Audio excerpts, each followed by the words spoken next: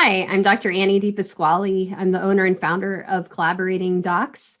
And in this video, I'm going to share my top 3 tips on how to build a really beneficial relationship with your collaborating physician. My first tip is to create a clear line of communication. So this means when you very first start working with your collaborator, you want to have a meeting where you can talk about how would they best like to be contacted? Do they want a text message, a phone call, an email, a pager? So many different ways we can be contacted this day and age. So find out what's their preference and share your preference. Ask about their schedule. Find out, do they work 12-hour shifts in the ER or do they work nights at a nursing home? You sort of want to know what sort of sleep schedule they're on and work schedules, so you know when might be the best time to get a hold of them, and just ask directly, in a typical day, what would be the best time of day for me to get a hold of you if I needed to. It's just helpful, so you might be more understanding if you know they have a busy clinic schedule from 10 to 4, that might not be the best time to reach out to them. And of course, tell them your schedule so they know when you might be needing help. The second tip is to ask for help when needed.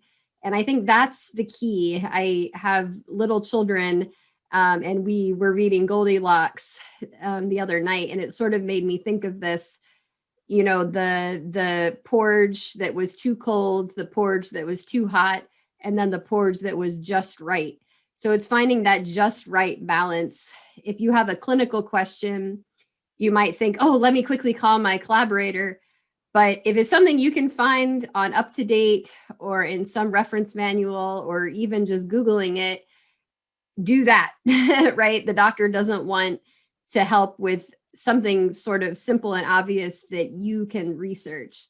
Now, if it's something very complicated and out of your scope of practice and just really very, very complicated, that's the perfect thing to ask your physician. They might not have the answer either, but that would be a good thing to talk through with them.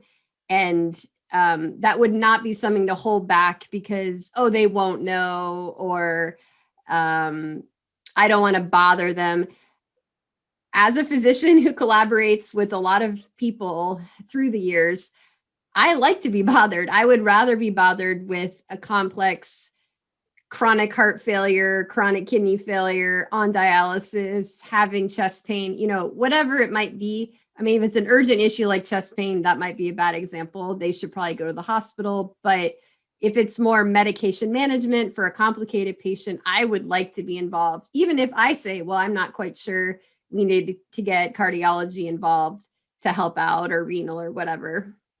So that's finding the right balance, the just right porridge for your doctor, those sort of questions. If we don't hear anything ever, we almost worry. Either you're not seeing patients at all, or you think you know everything. And I mean, I have to ask my colleagues all the time for helping with questions, clinical questions. So I think everyone at every stage, no matter what our background and training, we're going to have questions. The third and final tip is to meet regularly.